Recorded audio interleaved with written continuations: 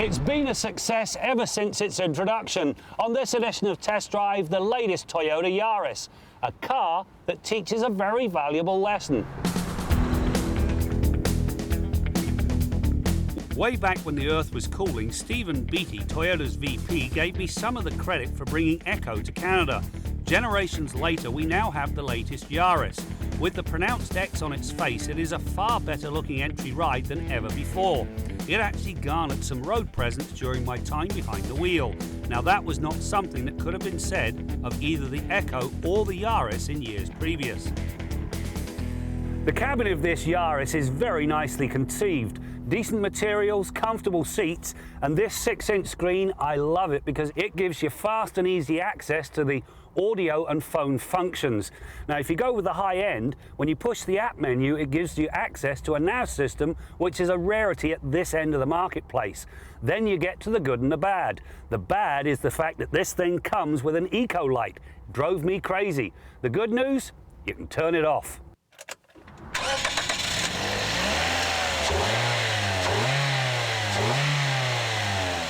The Yaris is powered by a 1.5-litre four-cylinder that puts forth 106 horsepower and 103 pound-feet of torque. As it appears on paper, the numbers seem barely enough to move the front bumper, never mind the rest of the car. The reality is it delivers a surprising launch off the line, and the mid-range is remarkably spry. No, I'm not talking knock your socks off performance here, but for an entry-level car, it's more than up to snuff. Where this Yaris really trips over its tyres is the automatic transmission. If you look at the Ford Fiesta, Hyundai Accent, Kia Rio and the upcoming Mazda 2, they all get 6-speed automatic transmissions.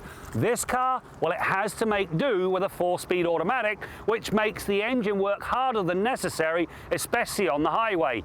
In the end, it hurts performance and economy. In the ride and handling department, the Yaris comes through with a clean sheet. Yes, there was a degree of body roll and there was some understeer through the pylons, but it never became enough to detract from the fun of the drive. The steering is also more than up to snuff, delivering plenty of feel and ample feedback. In short, the Yaris does not have to take a back seat to any of its peers in this regard. When you look at cargo capacity, especially if you compare the specifications online and use Toyota's own website, this car comes up shy. With the seats upright, it's got 286 litres. Just about everything else has got significantly more. Toyota do not list a seat down capacity, although visually it more than doubles. Again, if you look at the spec sheet, something like the Rio 5 has got 1,410 litres. With more and more people checking specifications online, and in fact using Toyota's own website, well, the news does not bode very well for this Yaris.